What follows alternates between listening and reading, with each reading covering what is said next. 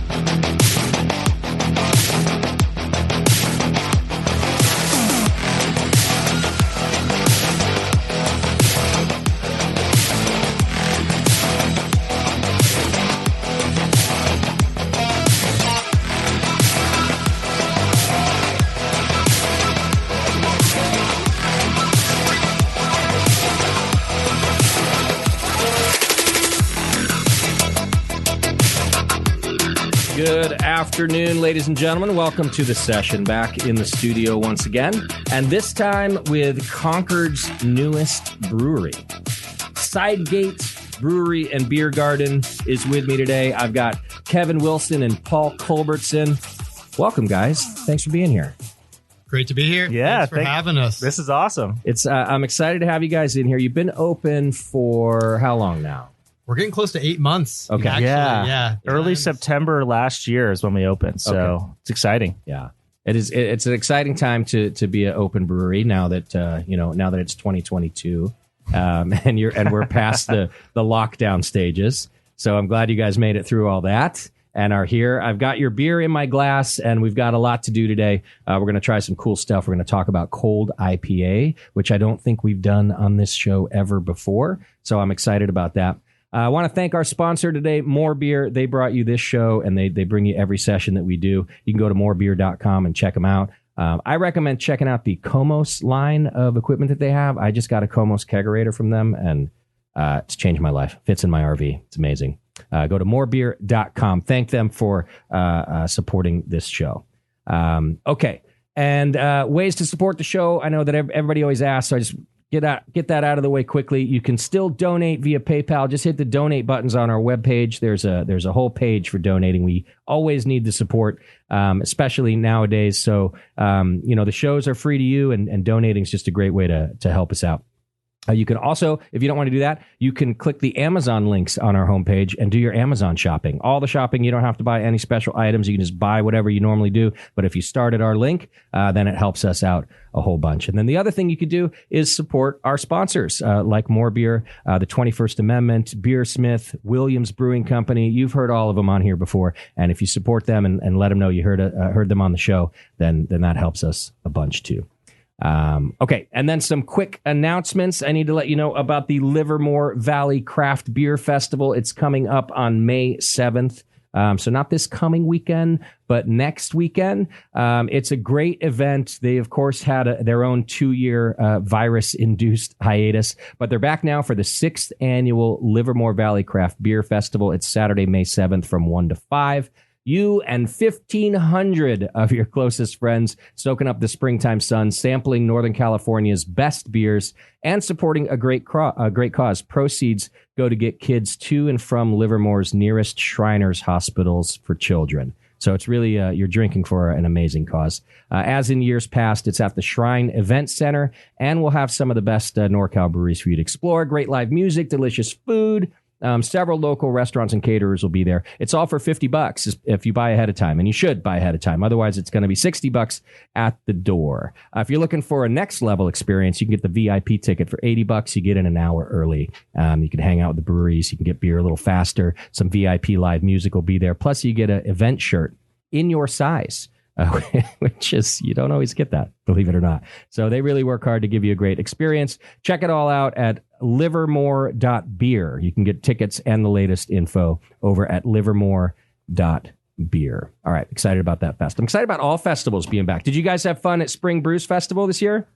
It was fantastic. Good. I mean, just great to see people coming out, beautiful weather, and just getting back together again, around beer, which is such a good social way to bring people together. And, we're a part of it as one of our first big beer festivals we did. So heck yeah. It was fantastic. And we just got to roll the keg straight from our brewery right so close over to the park. And it was a fantastic day. Yeah. I was really happy to have you guys. First time you guys have been there. And yeah, we were looking forward to it for a long time. Actually, when we signed our lease at Sidegate, it was in January of 2020.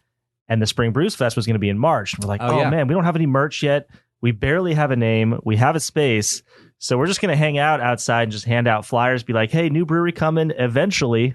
Right. But then unfortunately that didn't happen. But we've been looking forward to it ever since. And it was exactly, I've been as like a customer for a long time, just kind of going over there and having a bunch of beers. And it was so much fun to be there as a brewery too. Oh, I'm glad to hear that. Yeah, it was good to have you. Were you guys busy afterward? Did people come pouring by the patio? We had a real good crowd. Good. We had been warned by about some of the mayhem that might ensue post event.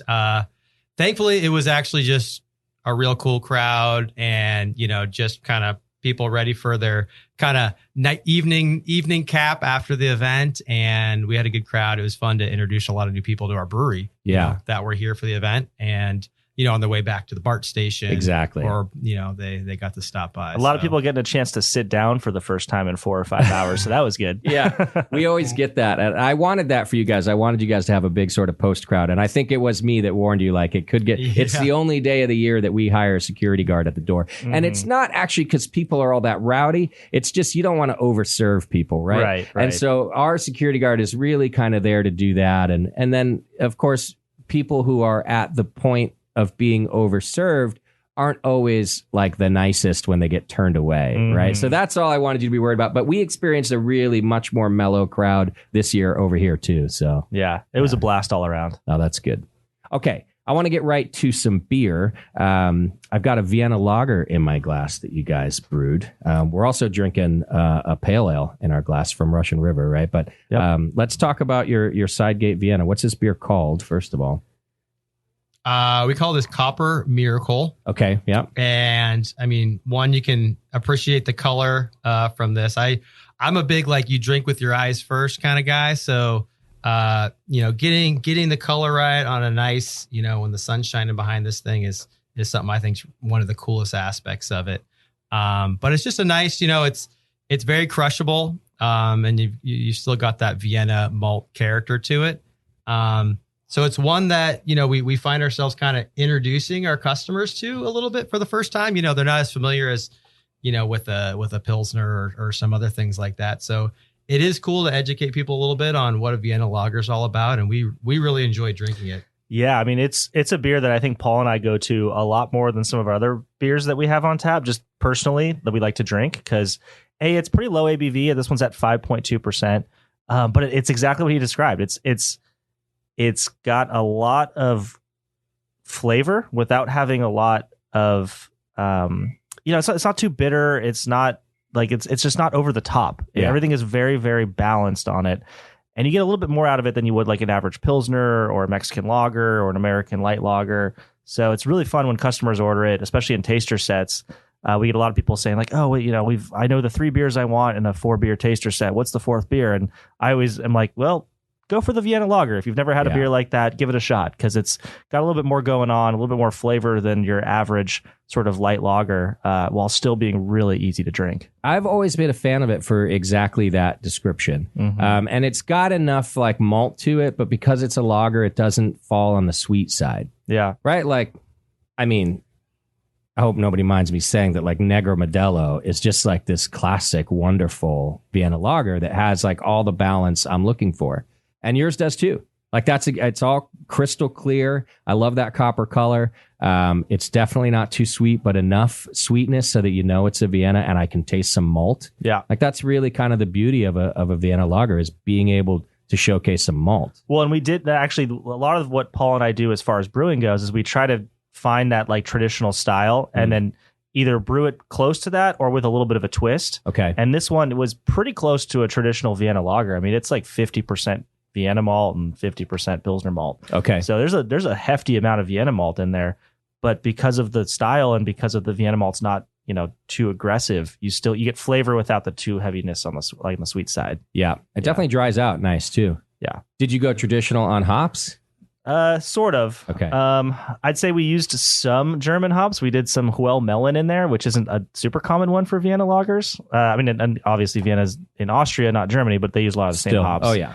But we did, it's a lot of our lagers are, they'll have some of the noble hop character in it, and then some very neutral hops that we've used in the past. So there's definitely some German Magnum in there. Nice. That's your bittering edition, probably. Mm-hmm. Yeah. But that's where we get that little bit of that twist Kevin was talking about, is sometimes maybe playing around with some hops that are a little less traditional to style. Yeah. But for something that's, low IBUs like this, it's pretty nuanced, right?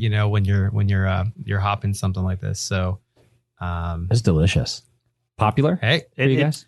I feel like it's one of those beers that the second someone tries it, they're like, oh yeah, I'm going to get another one of these. Yeah. But it's hard to get. Sometimes it can be hard to get people to introduce themselves to like a new beer style. Sure. But it's definitely one that I'm like confident. Hey, give it a shot. Try it. You're like, oh yeah, this is a lot easier to drink than I thought it was going to be. Are you a brewery that has like a model of a few core beers that will kind of always be there, like a beer like this, or do you just rotate different beers all the time? And especially, starting out, we come from that kind of home brewer mentality, both Kevin and I having that background, and, we're very much tap room focused, and we use that tap room mentality to think about, what's that perfect selection that a customer would want when they come in. So for us, rotating new beers through is really important to us. And, we're, as far as distribution and having flagships go, that may be in the future someday, but for now, we're really enjoying the flexibility we have to, again, bring that kind of experimental home brewer mentality to the beers that we do. And, a lot of these are styles that we've done a lot of experimenting in the past with, and we're, bringing them to the table with new twists. But, we like to have a portfolio of a lot of different styles, and just keep mixing different things through so that, when people come in, there's always going to be some new stuff. And also we don't have kind of our hands tied with, we got to make these 7 flagships. Sure. And we can only play with, so many others. Right now we're kind of responding to what our customers are into, what we're into, what our staff's into. And it's a lot of fun to be able to kind of do that and sort of fly by the seat of our pants a little bit. How many taps are you trying to keep full over there? We've got 16. Okay. Yeah. It's a good amount. Yeah. So 15 of them are beers, 1 hard seltzer, because our liquor license essentially says that, hey, we can brew whatever we want, but we can't serve anything we don't brew. Okay. And so we need to have a gluten-free, sugar-free option. So the seltzer's awesome. We've done some fun stuff with that. But 15 beers all the time. And like what Paul was saying, the portfolio is really nice for us because we don't want to lean too heavily into one style. I mean, obviously IPAs are big sellers, like hazies, West Coast IPAs, even some cold IPAs we've got. So that's about a third to half the menu at any given time. But the other half is, a couple different lagers. So we've got a Pilsner and a Vienna lager right now. We've got a wit beer. We just did another wheat beer that we're going to add some blood orange to later this week. Get that on tap in the next couple weeks to replace the wit beer. We had an amber ale for a long time. We have a milk stout. So we always have a dark option. We love to do Belgian beers. So we actually have a Belgian golden ale on tap right now. Nice. And we're going to be making a Saison later this week. So we love to just make sure that when anyone comes in, there's a beer style for them, even if they don't know it's for them yet, right? Sure.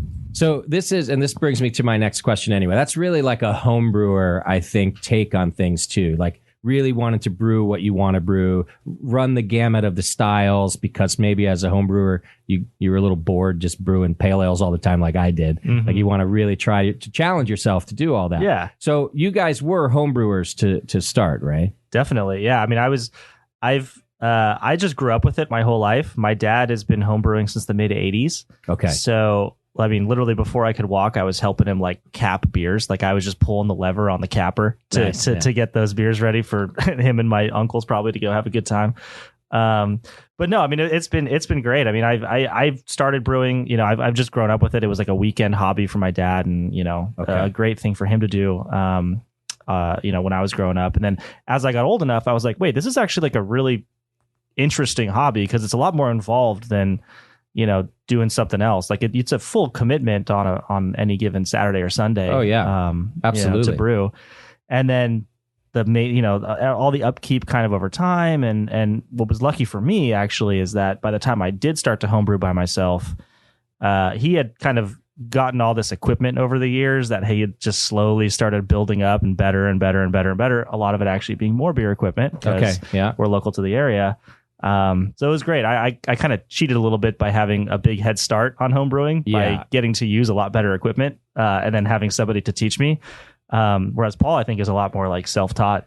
Yeah, and actually, if you want to catch Kevin's dad, Greg, he actually is in the tap room every now and then behind the bar pouring beers. So yeah, typically Sundays. Oh, nice. Right? Yeah. Yeah. So Greg, extending his hobby from brewing to pouring now. Oh yeah, he's fully retired now, so he has a really good time on Sundays, usually from like noon to 4 when he's behind the bar, just kind of nice. If you want to talk homebrew, you want to talk beer in general. He knows way more than I do about just like the history of beer and any given obscure beer style that nobody like. He loves Dortmunder exports. Me too. They're great beers. Yeah, you don't see a lot of breweries making them. You don't. I just brewed one with Chris Graham, with the guys from More Beer. Oh, nice. Because it's one of my favorite styles. Yeah. So if you ever want to just, you know, talk to my dad behind the bar, he'll tell you all everything you need to know about it. Make his day for sure. Yeah.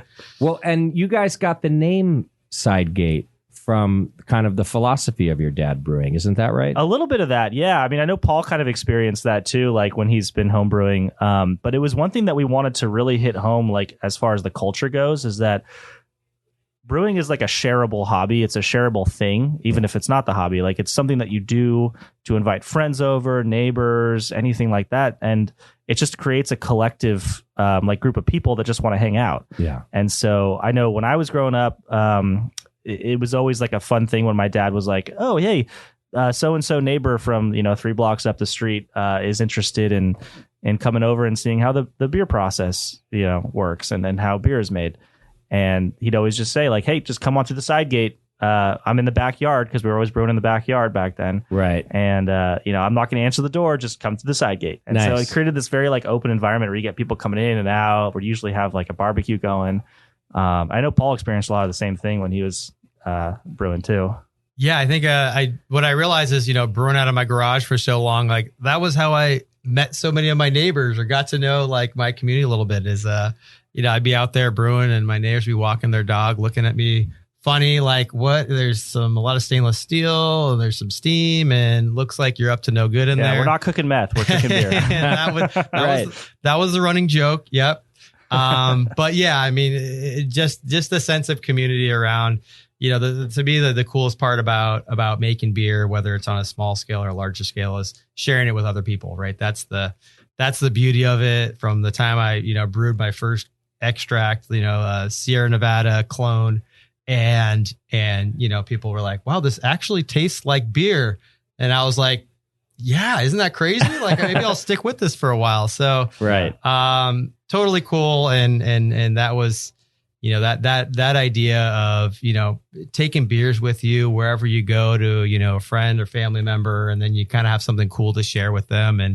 And also it gets you out of having to buy fancy gifts and stuff. You're like, hey, That's here's true. here's some homebrew for you, free beer. Like Exactly. It makes the best what could wedding be better? gift ever. Oh, you don't have to totally. go to the registry. Yes. You just be like, hey, I'll bring a keg. Everyone's It's okay. like, perfect. yeah, That's a good point. Yep. So at what point do you guys decide then that you want to go pro? Did you have a before pro career going, each of you, and decided to move on? Kind of talk me through how you decided to go this route. Yeah. So for me, it was more, so I was in corporate finance before this, and I enjoyed it a lot. I really liked the place I worked. I liked the people I worked with, but I always felt like there was something a little bit missing. It was a great job. I was, happy to do it, but it just wasn't like the perfect job for me or like the right thing to do. Okay. So I ended up actually leaving that company and didn't totally know what I wanted to do next. This was back in 2018. Okay.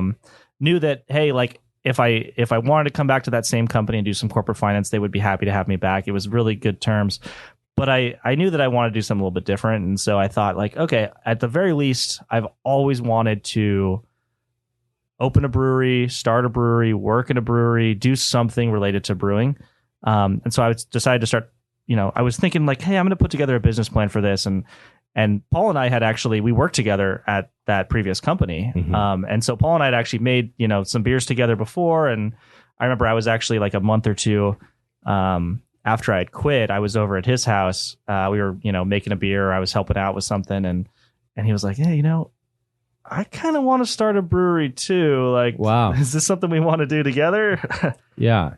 So, that's actually like, I mean, it's something I always had in the back of my mind. Clearly, it was definitely something Paul already had too. It's kind of one of those stories. Like I brew with a lot of friends, and you talk about, oh man, you're sitting in the garage, throwing, the boil's going, you're tossing some hops in there and having a home brew, and you're like, it'd be pretty cool to make a job out of this, wouldn't it? Mm-hmm. So yeah, it was just one of those things been in the back of both of our minds for a while. And again, we were coworkers.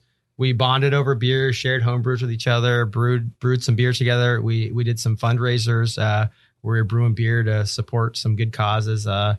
We just like one day it was kind of like, let's get serious about this. Like, let's actually like put pen to paper and, pencil this out and think about, markets and financials and beer portfolios and talk to other brewers. Mm-hmm. So for us, like a lot of, obviously coming from that home brewer background and not a commercial brewing, area, it was a lot of how we kind of figured out how we were going to go about this was by talking to other brewers and, just kind of learning a lot of things from scratch. And so I think one of the big things for us is like, we'll just keep a really open mind to learning from others. And obviously the community around brewing and breweries is just so awesome in terms of information. Oh yeah. Sharing and helping, that kind of rising tide of getting people to appreciate craft beer is good for all of us. Sure. And so was there worry on your part, or were there warnings on the part of breweries about, like, did you wonder at all if it's too late to be a new craft brewery? I mean, there's so many opening. We got a lot. Yeah, we got that question a lot actually. And it was mainly from folks who didn't, they didn't necessarily know what our business plan was. And really we're taproom focused. So we don't, we're not looking to be this pure production brewery that just distributes out into the region, because it's really hard to compete by doing that right off the bat. I mean, it's so sales focused. We were like, well, let's build a culture in a tap room, make good beer there, bring people to that tap room and give them a reason to come to that tap room, even if it's not just the beer. Sure. And so that's why actually the Sidegate sort of name and culture was so important, because we really wanted it to have a little bit of that like backyard sort of like, come on in the Sidegate, like don't knock on the front door. Yeah. Like everybody's welcome sort of situation. It's funny that the entrance to you is really a side gate. We actually have two entrances and they're both side gates. Yeah. which is really lucky because the name was before the place. Yeah. But no, it was the patio actually was a huge draw for us. Mainly because on this side of the Caldecott Tunnel, like in this part of the East Bay, there's not a ton of breweries when you look at the number of people who live out here. I mean, you got Berkeley, Oakland, San Francisco that are super saturated, but there's a lot of people there too. And then you go into Lafayette, Orinda, Walnut Creek, Pleasant Hill, Concord, Martinez. Like there's breweries, but there's not that many. It's not a super saturated area. So when you're hyper focused on an area like that, it becomes a lot easier for people to be like, oh, actually, yeah, there's really not that many breweries around. Like there's always room for more out here. So it was and the what I hear from brewers too that talk about opening a new brewery and give advice, it's that the hyper local tap room model still does and most likely always will work. Mm-hmm. And it's, you're not going to become the richest person on earth with the local tap room model, but you're going to make a good living. You can be a community tap room like you guys are doing. Right. And it allows you to grow a little bit more organically too. Like if you can create that culture there, a lot of how people pivot off of that single tap room model is they now open a second tap room or a third or a fourth, and they kind of find these little pockets where they can still create that atmosphere that you have in the main brewery, but kind of pivot it off to somewhere else. Yeah.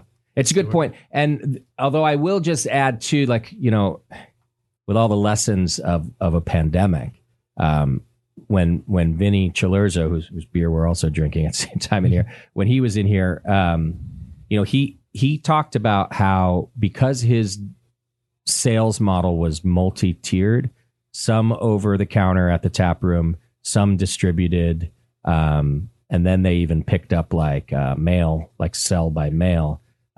He felt that he was like, when any one thing goes to shit, he was better like poised to handle that, right? So like when we experience lockdowns and things like that here, my biggest issue was that I sell everything over the bar, like you guys are doing right now too. Yeah. And who could have planned for that? He wasn't saying anyone did poorly because they didn't plan for it. He was just sort of commenting that he was lucky enough that he stuck to kind of a 3-tier system rather than like a one-way street of sales in case any one thing goes wrong. Alternatively, if you were just a distributed brewery and your distributor drops you, right? Like any number. So I just think that while this local taproom model works, everything has its little tricky nuances. Oh, definitely. And I think we're definitely keeping an open mind as to what the future is for Sidegate. Where we really love what we're doing right now and the flexibility and how tight we are becoming with the community.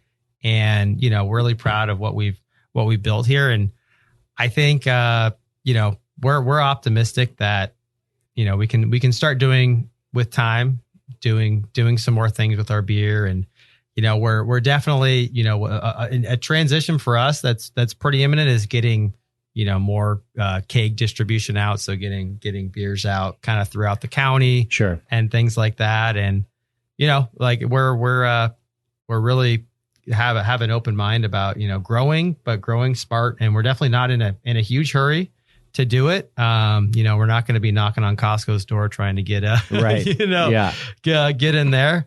But not yet. We're really at some point, hopefully. We're really happy with where we're at. We've got a lot of optimism about the future, and good. For now, it's great that we can stay focused on the beers and the tap room, which is what we really want to create. Is just an awesome experience around the ambiance of the beer garden and the tap room and the beers, and then take it from there, Well, and I want to talk more about the tap room. I'm going to get us to a break first when we come back, because I've got some history in your building that you guys are at also. Excited to hear it. But real quick before the break, one more question about your Vienna lager. Do you do like a traditional lager of this beer, or do you guys do that kind of fast lager? Like, how long was this in the tank before you were sending? So this one was kind of interesting because it was an accidental traditional lagering process. I mean, not about accidental, just that we were kind of oversaturated on beers, and we were actually low on kegs at the time because we're pretty new. And so we've kind of like sporadically bought more kegs over time. We brewed this beer knowing we really wanted to brew it and get it on tap. But it was in the middle of winter and the sales were a little bit slow. We were running low on kegs, and we had a couple new IPAs that we had to get out. And so basically every beer we brewed for a little while was like a more important one to get on tap. So this one actually accidentally hung out and lagered in the fermenter for a good like 6-7 weeks. And I mean, it turned out great. So if we replicate it, like, we'll see if we can do it a little faster, or if it really does need that process. But no, actually, a lot of our beers were I feel like we definitely don't go traditional like lager sort of. So you don't have this like standard 6 weeks in the tank. No, I mean, we'll obviously starting to real low, the low 50s, and let it hang out. But we also want to make sure that there's room to get that temperature rise from the diacetyl rest and that kind of final part of fermentation. So I think our lagers we're definitely not, again, because we're not hyper production focused. It's not about how quick we can move them on, but I think most of our lagers we're probably still getting about 3 weeks plus in the tanks of fermentation, a little bit of conditioning, and we have a massive cold room, so there's a little bit of conditioning that happens once we get the beer in the kegs. And that was something that was kind of a happy accident or whatever, just having that much space. Our fermentation space is pretty limited, but our cold room is pretty expansive. So we can very, very we large. can throw beers in there and let them, at that 38-degree temperature kind of hang out and get to their happy place. Before we throw them on draft. So that's the very few. I think I've done 3 in my minute homebrewing career lagers.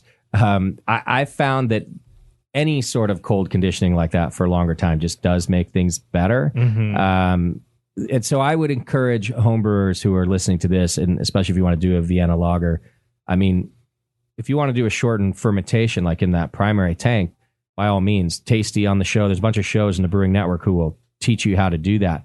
But even sitting in the keg in cold storage, lagering in the keg, to me, and you should taste it. You should taste it when you keg it and go all right, make some mental notes, right? And then let it sit for 3 weeks. Don't touch it, right? And even in the keg, I have been so astonished at the difference after another several weeks. That is totally true. And from a homebrewer's perspective, there were kegs that I would drink of, certain lagers or any other beer that we would make. And I'd be like, man, this beer's been on tap for a month and it is so good right now. And I wish I didn't drink it, the last 3 weeks because it's so much better right now. But that's part of the fun, right? Is that you get to try it at different stages and you finally figure out this is the peak time to drink this beer. Right. And then, it's you make a note, and next time you make it, you either let it sit in the keg or you let it sit in the fermenter for longer, and there you go. Now you have a replicatable process. 100%.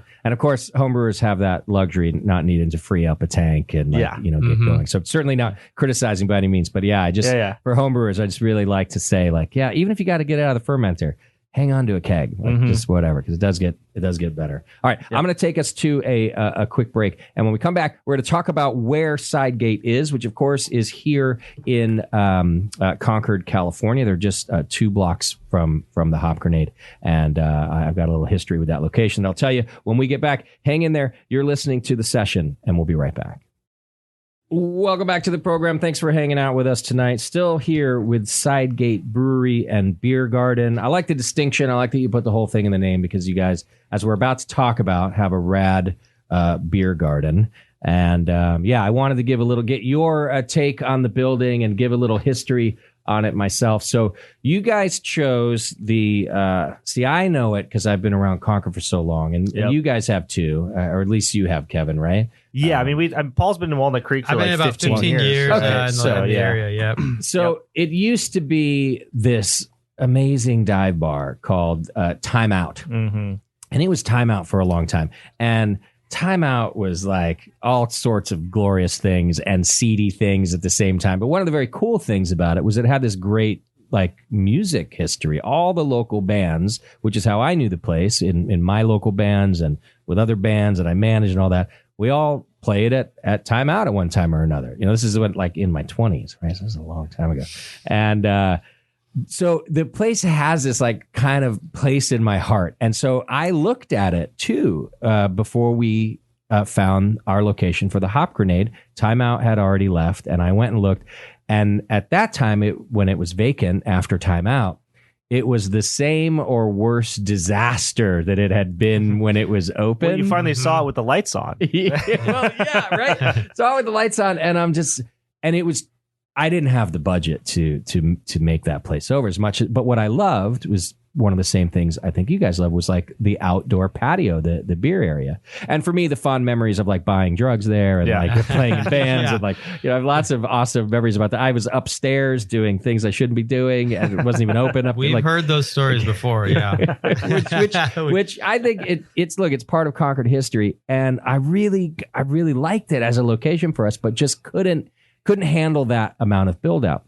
Well, we found our spot here, and then a place took it over and did a bunch of remodeling, not a full, but then it was like Grant Street Pizza, right? Yeah, pizzeria, yeah. Grant Street Pub and Pizzeria for a little while. Okay. And so that was there for a couple years, and they cleaned it up real nice. It definitely was not divey anymore. They had done a lot to it.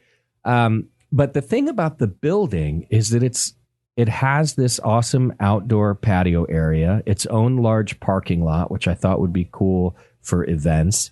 But it also had this upstairs loft area, which even when the pizza place took over, kind of left that like blocked off. So they didn't do a full build. They made it nice and it was great. And I appreciated what they did.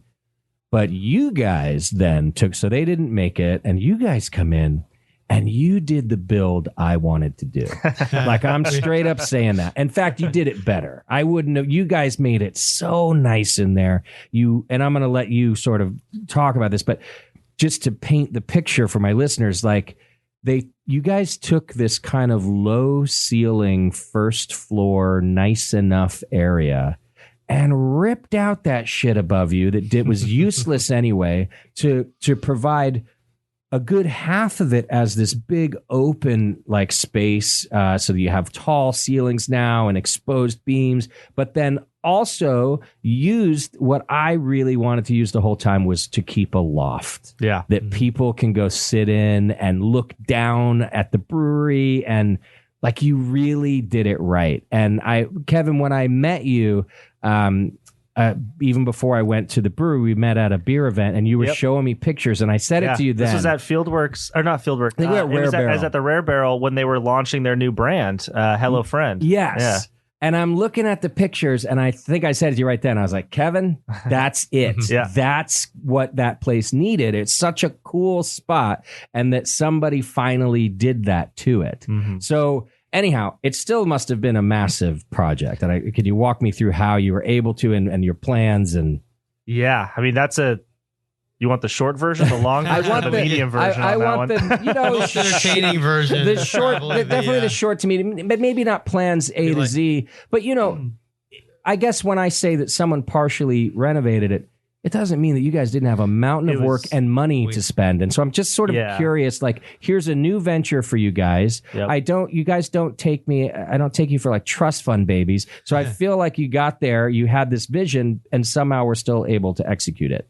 And I think a lot of for one, we like to call it a historical building because it does have a lot of history. You mentioned the timeout, and that was back in the, maybe going back to the 90s and early 2000s. Yeah. But before that, we found parts of this building as we kind of pulled back the layers of the onion that are very likely over 100 years old. So this is like part of the history of Concord. And as the downtown was developing, this was, like a block in an area that was part of that.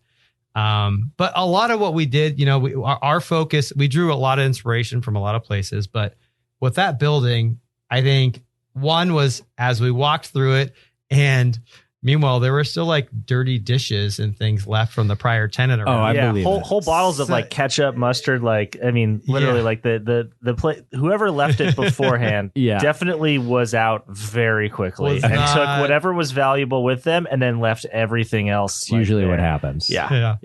But like most of what we were doing is like just peeling it back to its core elements. So it wasn't about creating this opulent space or adding all these high cost materials and doing all these things. It was really like, hey, this building's got, the patio, fantastic. The beer garden, actually, I should say.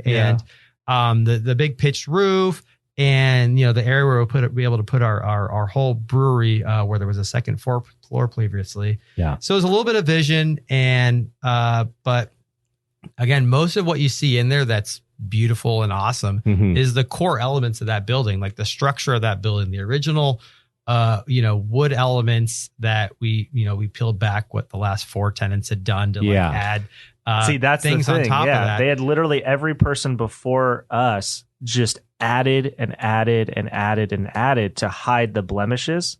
And we were like, no, we can't have that. Like we've got to pull that all the way back, because the whole the way that, even if it's not the way that other people build space, it's just the way that we like to go to places. Like, hey, you have a sight line to everywhere you want to look in the brewery. You're not confined to a small space. Yeah. So we had to open it up as much as possible. So here's kind of my question about that. And because I think that's exactly what needed to be done. I can tell that that's what you did. And my impression is you'd think it'd be cheaper to do that, but it's not cheaper to do that. And that's why everybody else just patched over the shitty parts, because that's the cheaper way to do it. So here's what we did. It was Paul and myself and our contractor for about 6 months in that building before anybody else touched it. It was just the 3 of us, because Paul and I were like, well, I was completely out of a job at that point because I was full in on the brewery, and Paul was about 50-50. I was working my way out. Yeah, Paul he already told him he's on his way out, but he's still kind of he needed a paycheck, and sure. I was a total bum.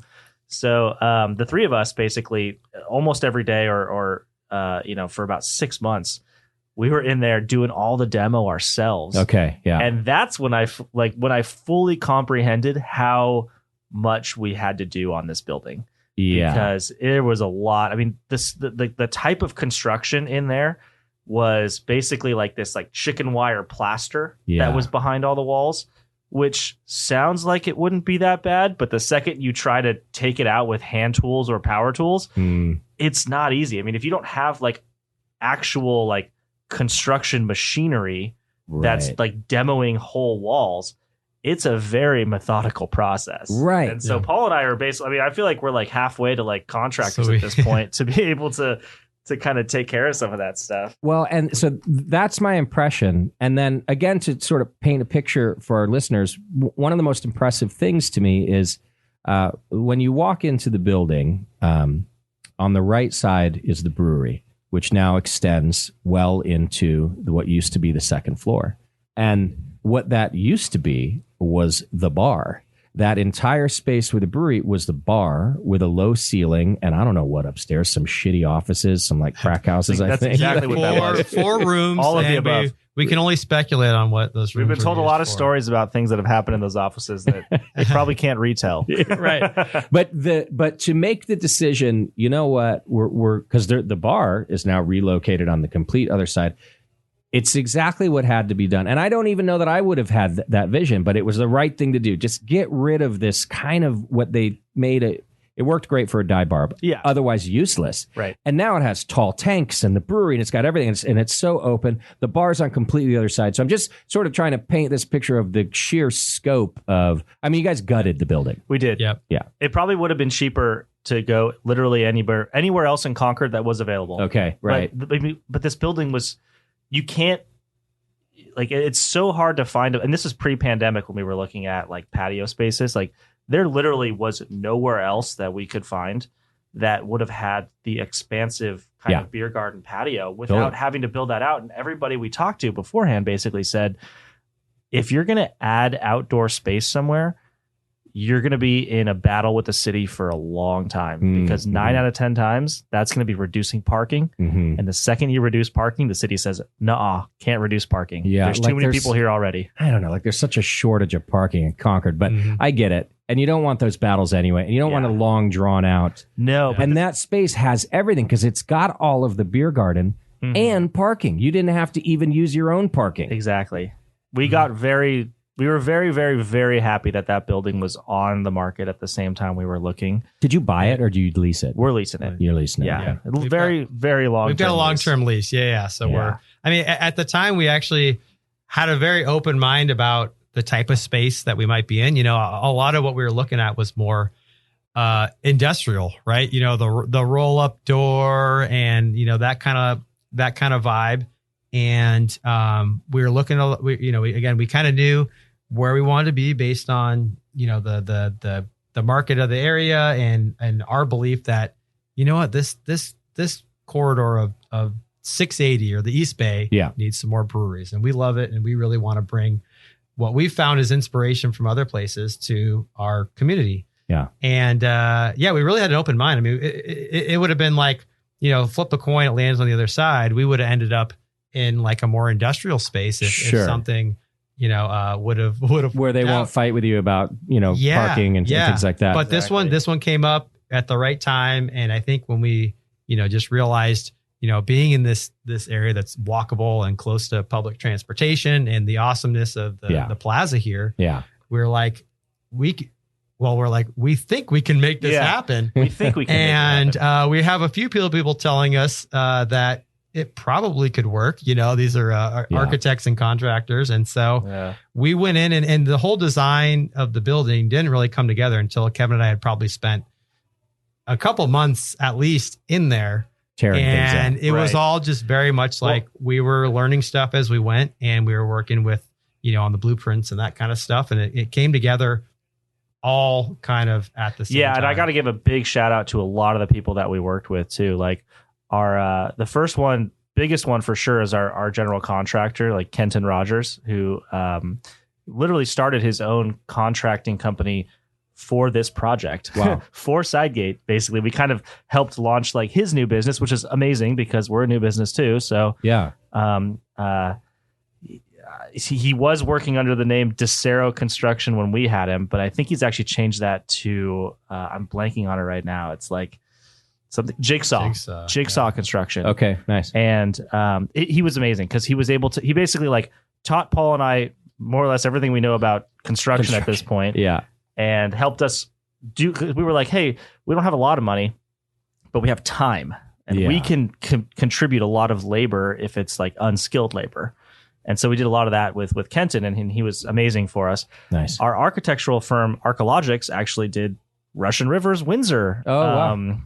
And we were like, well, if we're going to choose an architect and Russian River use these guys, then we're not even going to look at another one because these guys obviously know what they're doing. Yeah. Obviously, I mean, clearly we're not Russian River, and that's a major project. But it was great to work with those guys too. 100%. And then you have some faith in it. We have some faith. Like you guys have worked with breweries, you kind of know some of the intricacies of some of those things that have to happen. Yeah. But yeah, I mean, it was a total team effort to get this building. Love it. The way it is.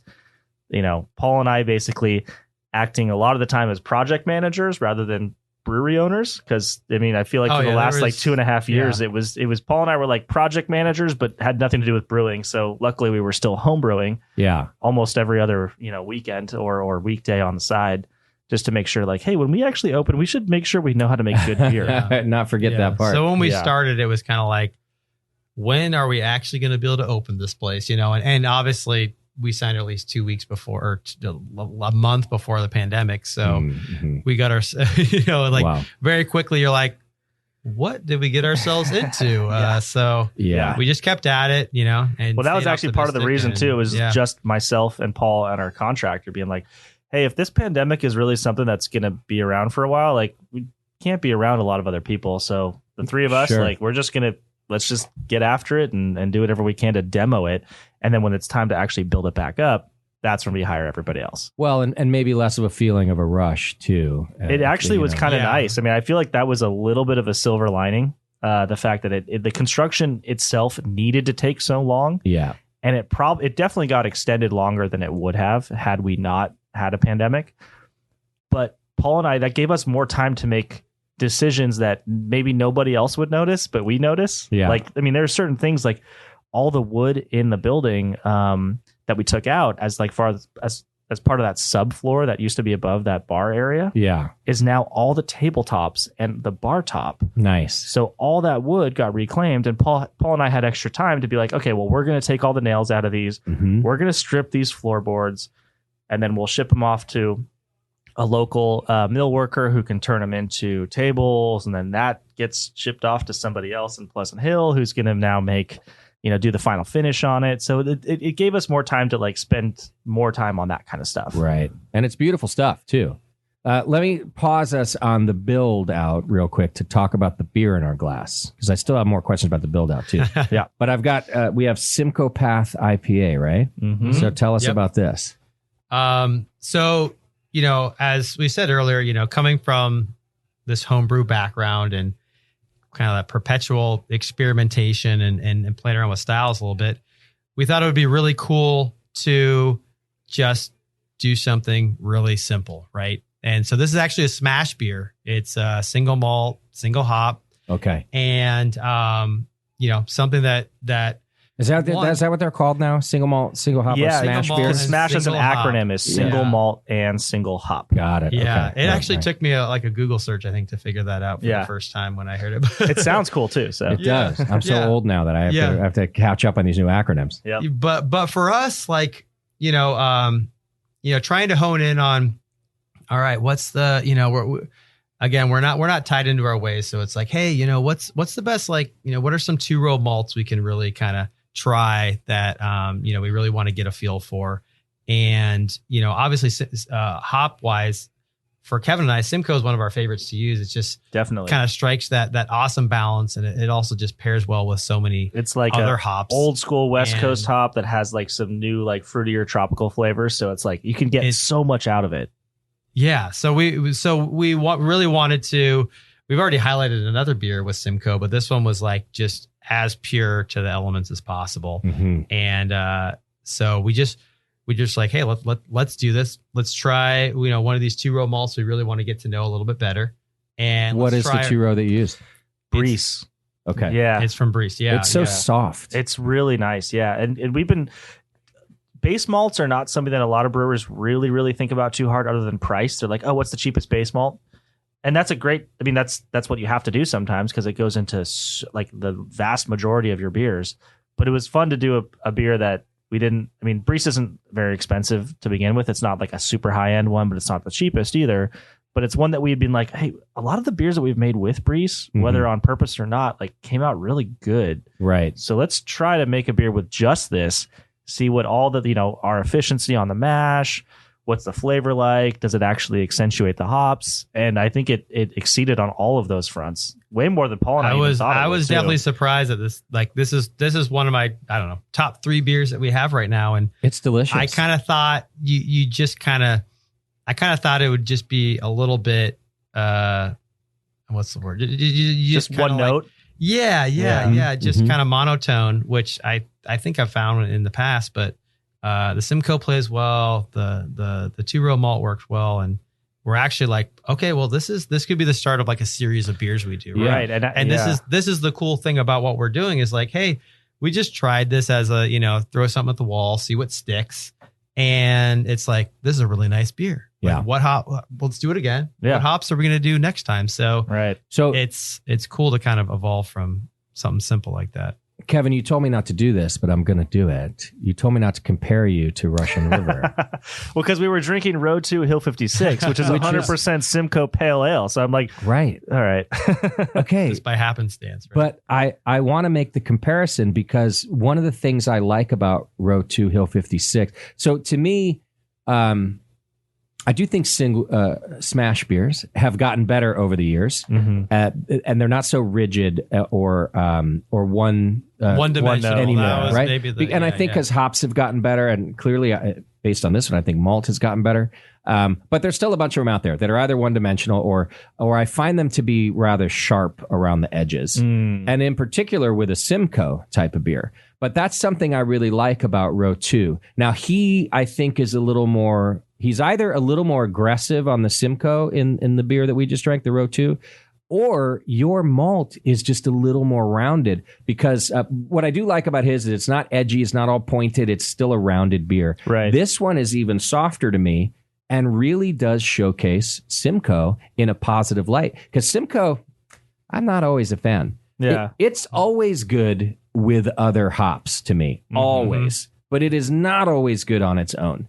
And in this case, it's very good on its own. And I think you guys gave it like this nice pillowy showcase. Yeah, I think it impressed me. I mean, Simcoe's been one of my favorite hops for a long time, but that's only because it's always associated with a lot of other hops too. Sure, it's like so a lot of my favorite IPAs are ones that have Simcoe in it. And I'm like, okay, what's the common denominator here amongst these IPAs? And it's almost always Simcoe in some way, shape, or form. Sure. Mosaic's another one that's like that. Yeah. And this one we're like, well, what does Simcoe actually taste like when it's by itself? Yeah. And I think it's way more expressive than we thought it would be. It is. Sure. Well, and longtime listeners will either be making fun of me or just happy to hear that I'm not calling it Caddy anymore or all those things. I think Simcoe has changed, or you guys got some good one. Because it's just a really nice showcase. Listen, I think Vinny would be proud of you. I hope so. I hope Vinny someday gets to try this beer, because that would be definitely checking off a box for me. I genuinely think he would take a sip of this beer and say what I'm saying, in the sense that you really provided a beer to showcase Simcoe in a very positive light. This is delicious, which we also have on tap here at the Hop Grenade, folks. So it'll probably be here all week if you want to come down and try it. And you could try it, I hope you don't mind me saying, side by side with Row 2 Hill 56 from Russian River. Yeah. And I think you'd have a really nice experience. They're different beers. I do think they present very differently, but they both do, I think, what you guys set out to do. Mm-hmm. How did you choose the as you said, Brees, right? Yeah. Why did you choose that malt over another 2-row? Well, we had been trying different things in terms of just coming from that mindset of, hey, we're not set in our ways. We haven't been commercial brewers for 20 years, and we just love this 2-row malt for everything. And so trying different things, and just we found that when we were using that malt, one, the efficiencies were good, and that's important. And Very it's important. not like we have a whole lab and we're doing all these diagnostics, but we get a few pieces of data and we're like, this is good. And we just found we were getting kind of exactly what we wanted out of it. And so it was like, hey, this is a good example. Like, we've actually done some stuff with some other malts too. And Pilsner malts, for example, and so it's like, okay, let's do this for a 2-row. Let's choose Brees. And that was, the great thing is we don't have to put a lot more thought to it than that. Yeah. To be like, hey, this is something we want to try. Just give it a shot. Yeah. Let's give it a shot. How many barrels are you brewing at a time? 10, we have a 10-barrel brew system. Okay. Yeah. So we know that we know that we're going to get a quality product. And what we found on the hop side too is just what we've learned, I guess, coming from a home brewing background, is, where you get your hops from and the quality of the hops, and not just the variety, is so huge. Yeah. It's not just, hey, I got citrus, so it's going to be awesome. It's like, there's so much more to it than that, Sure. and we're learning that pretty quickly.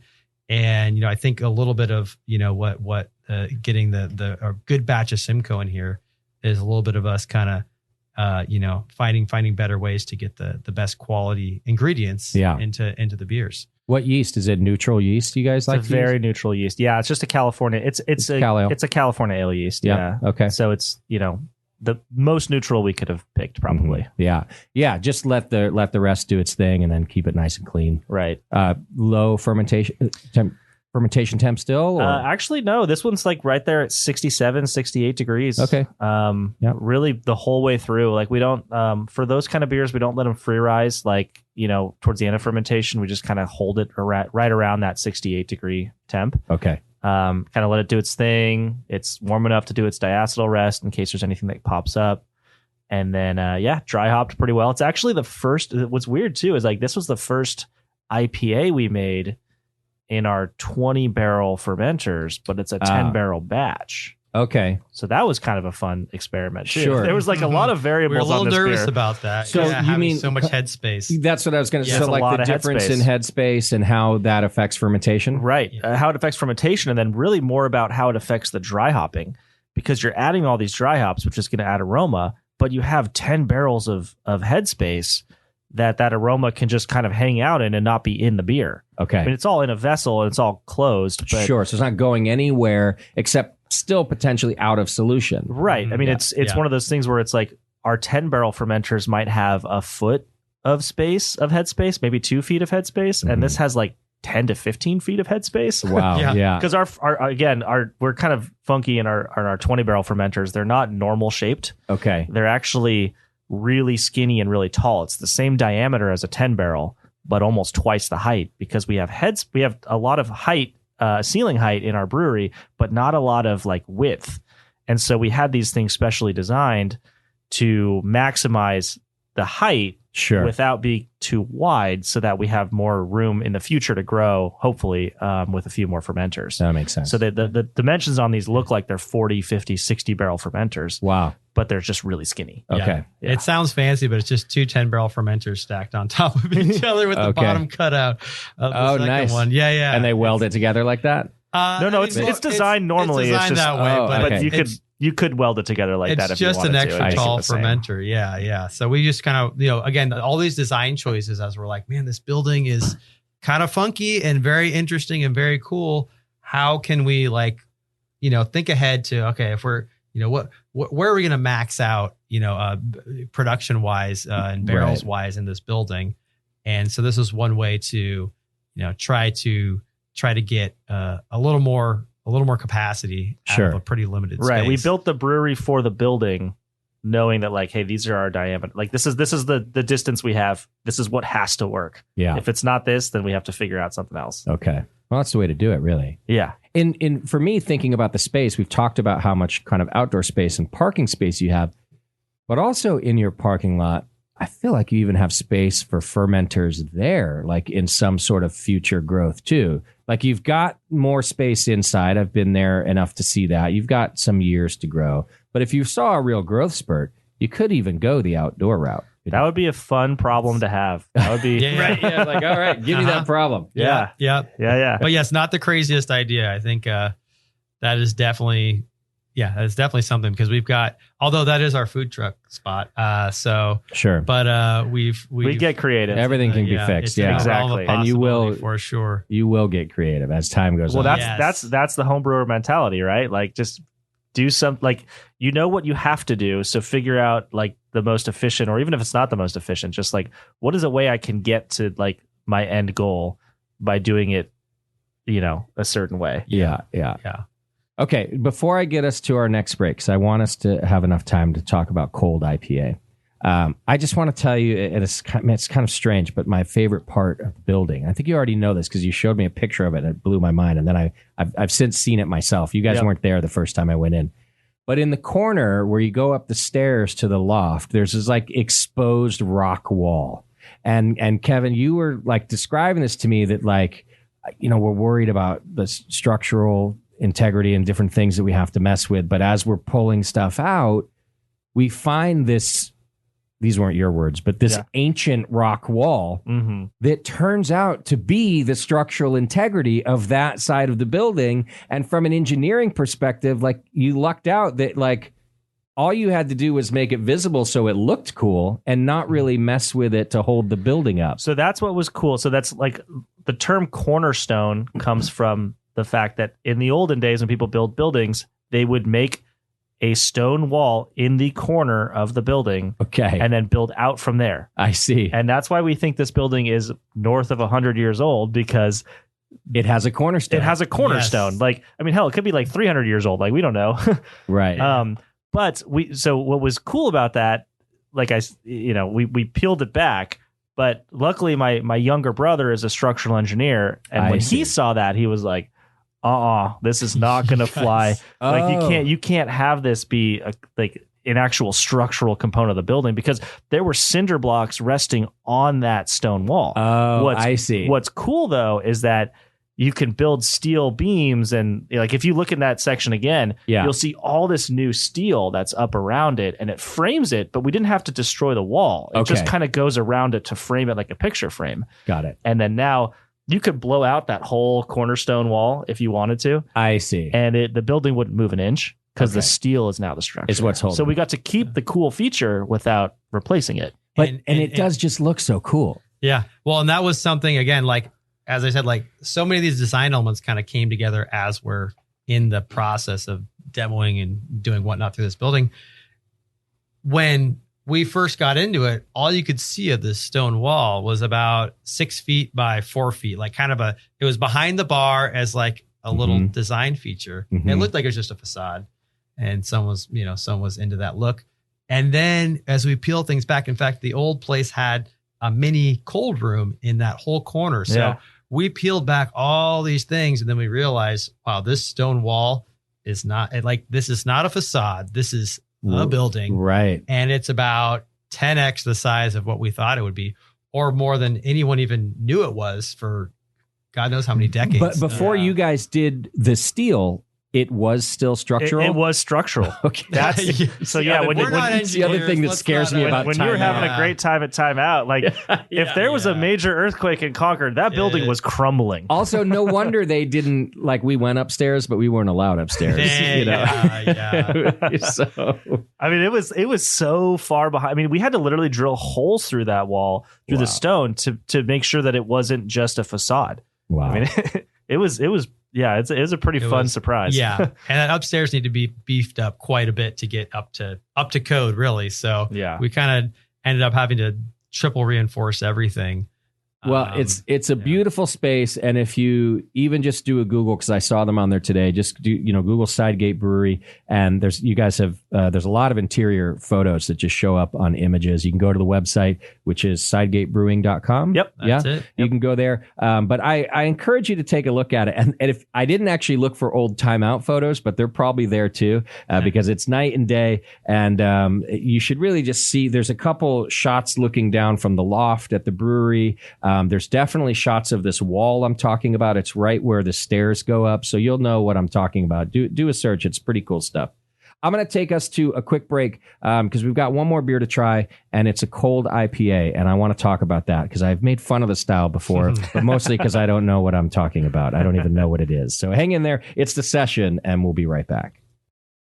Welcome back to the program. Thanks for hanging out with us. Thanks to our sponsors, More Beer, 21st Amendment, Beersmith, Williams Brewing, and all the rest for sticking with us all this time, all these years, and keeping us alive. I'm still here with Sidegate Brewery and Beer Garden. Just opened the third and final beer we have from them. And I just took a little sip of it. It's their cold IPA. And I just want to say, I don't always say it to brewers because I don't think it should have to be said. My assumption is that brewers come on the show. They should always come with their best beers, right? And you guys chose the beers. I mean, I hope all your beers are this good, but you definitely brought me. All three beers are stellar. I just took a sip of the cold, and it's very good. And I bring this up because not every brewery brings me their best beers. Sometimes I have to make shit up. Yeah. But these are delicious. And I've only been to the brewery a couple times. I've had your beers. They've all been good. They've all been solid.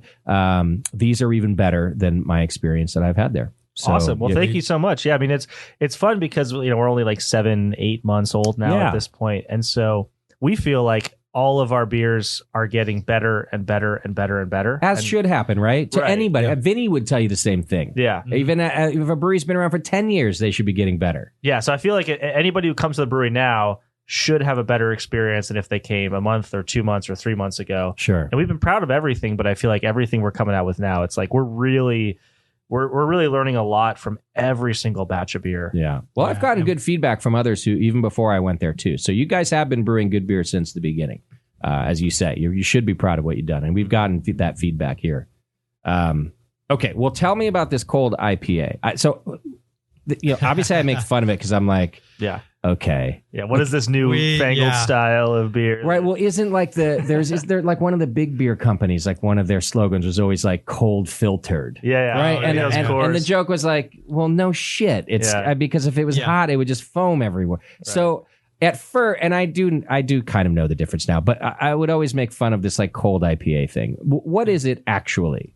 I think for us, this is one of those topics that's super, super fun to debate with beer people because you can come at it from a lot of different places. But, for us, we really loved when we were doing small scale pilot batches and, in the garage, in the backyard, we really loved doing, what we would just call hoppy lagers, or IPLs, right, was kind of one of those styles that, and just kind of that crispness that you get from, a kind of a high gravity lager and some Pilsner malt, combined with, it's got to be the right combination of hops. I think some maybe don't pair so well, but it was something we really loved doing and thought was a fun, cool hybrid category. And honestly, the segue from brewing that style of beer to what we're calling a cold IPA was really just a little bit of inspiration from Andy, who's our GM over at Sidegate, and he was like, hey, what this sounds like a cold IPA, what you guys are brewing, you know? Mm-hmm. And we're like, we had never even heard to the be term. honest, Paul and I hadn't even heard that term yet. We were going to call it a hoppy lager. Right, a hoppy lager or maybe an IPL. And he's like, no, this is a cold IPA. And we're like, what are you talking about, man? Sounds so cool. So I thought I like IPLs too. So, but it's not. What's the difference? So here's what we've learned since we've made this. So this beer actually is our second cold IPA, which I still wouldn't call if you can call something a traditional cold IPA. Wayfinder Brewing out in Oregon, they're the ones who kind of pioneered the style, and the way that they brew it is using a certain percentage of flaked corn.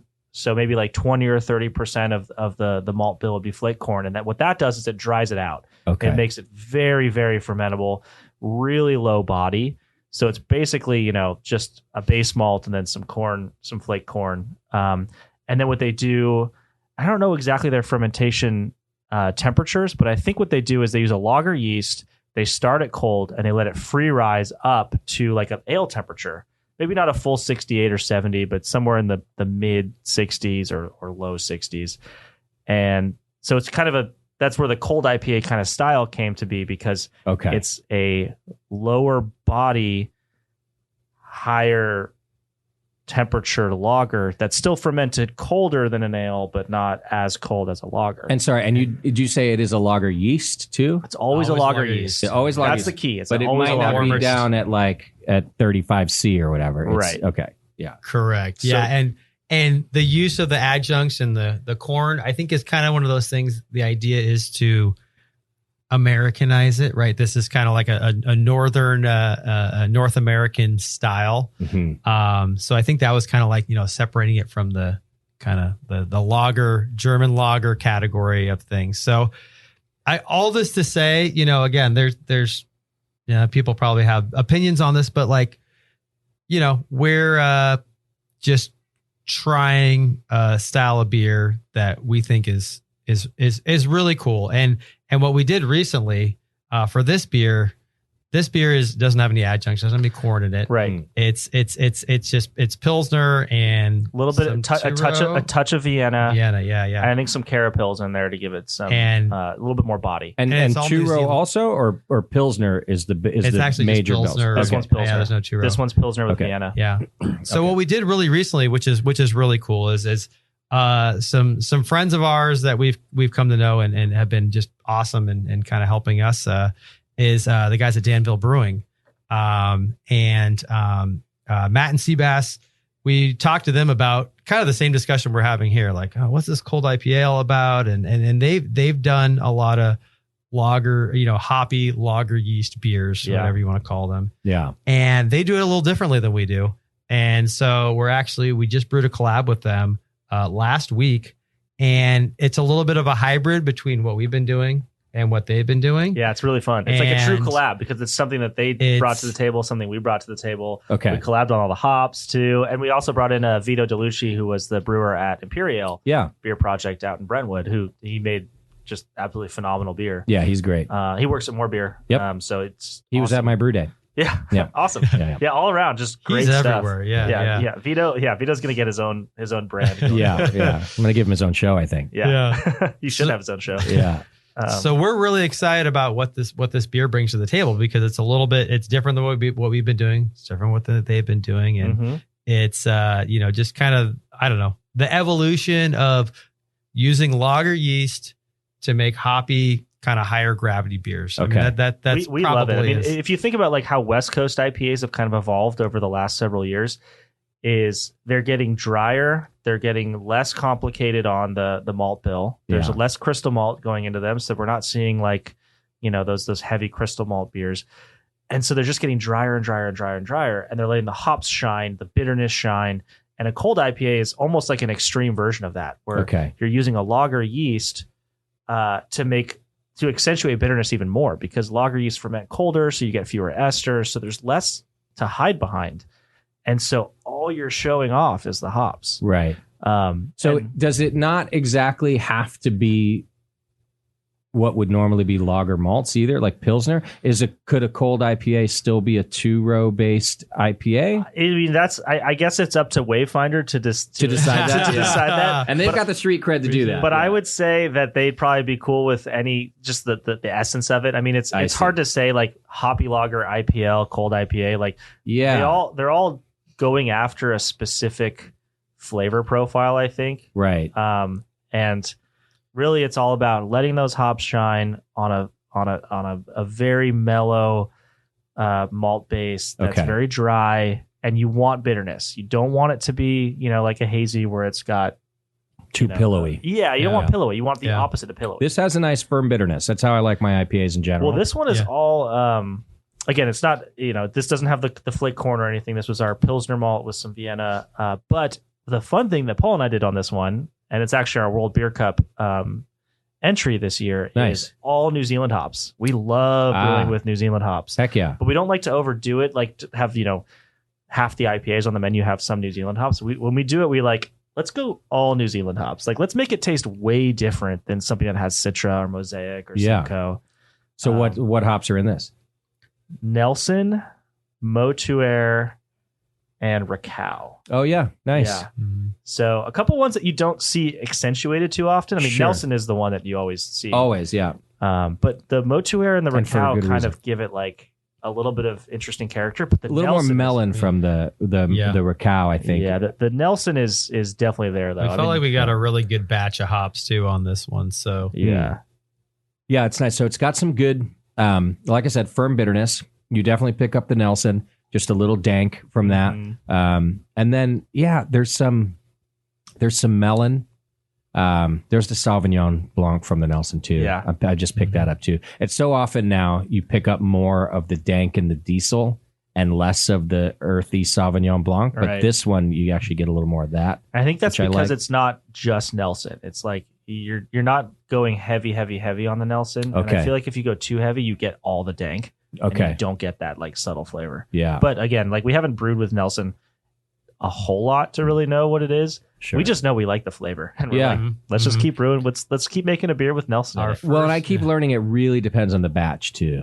Like which one you get. Do you dry hop with all the same hops? Yes. Yeah. Definitely. In copious amounts? A lot. This thing is definitely like a 3 pounds, 3 to 3. I mean, we're not going as crazy as some breweries. Like to kind of tone it down a little bit, but this one's like in the 3-ish range, 3 pounds per barrel. Is there a temperature difference in the dry hop for a cold IPA than there might be a regular IPA? Well, maybe not on purpose. So on this one, we actually, so again, because this one wasn't fermented the way that maybe Wayfinder might do it, we fermented this thing at like 51, 52 degrees the whole time. And then towards the end of fermentation, let it free rise up to a diacetyl rest. But it was pretty cold out at the time in our brewery. Yeah. The dead of winter. Yeah. Which, believe it or not, can be cold in California. It's cold enough. Well, and because we stripped back all those layers of the onion of our building, there's no insulation in there. So whatever the temperature is outside, that's what it's going to be inside. I see. Pretty much 100% of the time. Yeah. So this thing got up to about maybe 60 degrees. Okay. So it's actually like at best. At best. Like, I mean, it was dry hopped. I mean, the diacetyl rest was at 60, which might not quite be enough, but hopefully there's no diacetyl in there. I'm not getting, actually, I was going to let you finish and then ask you about that. If you did a test for diacetyl. We didn't do a test just other than taste. Okay. I'm not picking it up at all. But it's because it's dry hopped so much too. It's like we were a little worried because it's a lager yeast at a cold temperature with a lot of dry hops. So that's like a bad recipe for diacetyl. Yeah. But so then you dry hopped at 60. About 60. You left it there. Okay. Yeah. So not exactly cold, but cooler. But cooler. Yeah. So we're probably getting different flavors out of it because of that. Yeah. Sure. And for any of these beers, like the lagers that we're doing, we're not going to dry hop much cooler than, or we're not going to dry hop cooler than 60 probably. I think that's just kind of getting that a little bit warmer temperature with the hops on the beer is something that we've been doing pretty consistently. Sure. Yeah. It's a delicious beer. It's definitely one that we've found that some people like. It's if you like Nelson, you like the beer. If you don't like Nelson, they go. Is that what it is? Something that's more for someone else. Comes in and asks for an IPA and you hand them this, and they're not, they're really they're sometimes a little confused about what you handed them. Right. And so it's definitely one that I think is for when you if you can appreciate if you think and kind of appreciate the different hops and the different styles, the nuances of IPA, that's where it's kind of fun to get into. And that's where, like, with our customers coming in and what we can educate them on a little bit in terms of, hey, there's a lot of different ways to do IPAs, and here's something cool we like to do with lager yeast, and you can call it what you want. That's where it's really neat to have a beer like this. Right. I mean, it's actually, we have 2 different cold IPAs right now. And then the third one we talked about, the one we did with Danville and Vito, we just love the style. Like, we think it's such a fun mesh of, like the best parts of a lager with the best parts of an IPA. It's like, yeah, this is for the right kind of person and anybody who's willing to try it. We're confident that they're going to want to have another one, or at least be interested to try more cold IPAs. Well, and I do like that there's a distinction, because even us beer nerds can get a little tired of the new style that's kind of the other style and sort of the same style as it used to be, but it's new. It's got a new name, right? Like, and Tasty was a big fan of these like session IPAs for a while. But then, like, JP, my co-host here, would be like, well, you mean a pale ale? Like, what's the difference, right? And so when you get into like these, you get into cold IPA, you're like, all right, well, you mean IPL? Yeah. But I understand the distinction, and I like it when brewers actually really understand the distinction, because you're like, well, no, the process that we're doing is very different, and then us beer geeks can shut up because we don't know that the process is different. We're happy to have the discussion anytime, though, because it's fun. Like, I mean, it's something that, again, I think it's just a kind of a cool way to market a hoppy beer with a lager yeast, So, yeah, absolutely.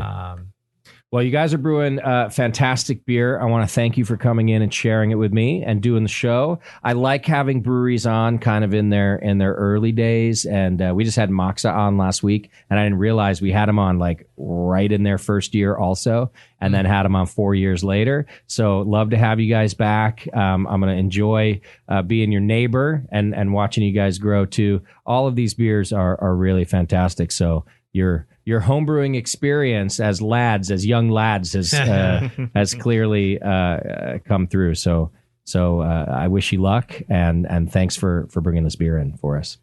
Yeah. Thanks for having us, and obviously everything you do to support the brewing community out here in our little corner of the world, and the what I like to call the 680 corridor. And it's awesome. If it wasn't for kind of what you guys have established and other people that had a lot of foresight, we probably wouldn't have thought as hard as we did about trying to kind of create build on that. Well, and it's kind of the more the merrier to me, especially out here. This has been my, I wasn't born here, but this is my home, and it has been for a long time.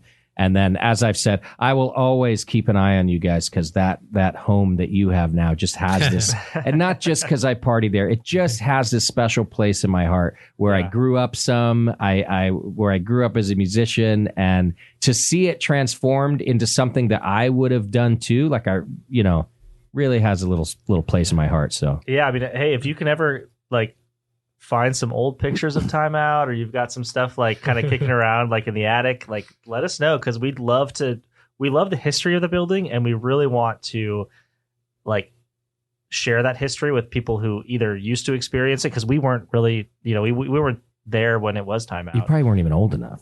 Well, maybe not, but they would have let us in though. From what I've heard, no problem having us in there. But anyways, if you find anything, let us know. And again, thank you. Like this is awesome to be on this, and we, it's been a bucket list thing for me to be on, your podcast, and then have our beer on tap here at Hop Grenade, which is definitely one of the best beer bars in the area. So thank you so much. Yeah, we're happy to have it, folks. If you're in the Concord area, we will have Sidegate on all week.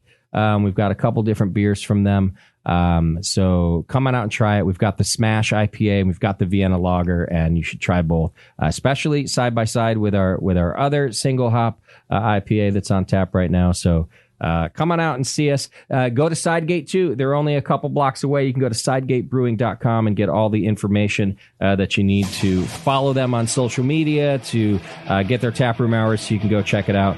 You guys do food trucks, We right? do, yeah. Is that just a weekend thing? Every day, except sometimes Mondays, sometimes not. But I would say Tuesday through Sunday, you can always expect a food truck. Nice. And are you open 7 days? We are open 7 days. God, I love you guys. See, Concord needs to grow up again. Let's get past this pandemic bullshit and open 7 days. Yep. We did it a while back. I think EJ did it next to us. I'm glad to hear you guys are doing it. Yeah, we want it the is plaza to part be a of thing. the recovery. Yes. We've all got to participate in that. Yeah. There's I do. great food in the plaza too. So if you don't want what the food truck is, or it's we don't have one for whatever reason, like we're always welcome to bring whatever food you want. We do the same. Yeah. And Excellent. kid friendly, dog friendly. So there's no reason not to come to Sidegate. It's a beautiful beer garden. The weather's getting warmer every day. So, all right, go check them out, sidegatebrewing.com. We'll be back with more shows soon. I'm also going to be broadcasting the World Beer Cup from the Craft Brewers Conference. That's on May 5th, I think. Go to my website, thebrewingnetwork.com. You can find out. You can watch it on YouTube. You can cheer on Sidegate. They've got a beer there, and so do most of the people that you've heard here on the show. All right, folks, take care of yourselves and your beer.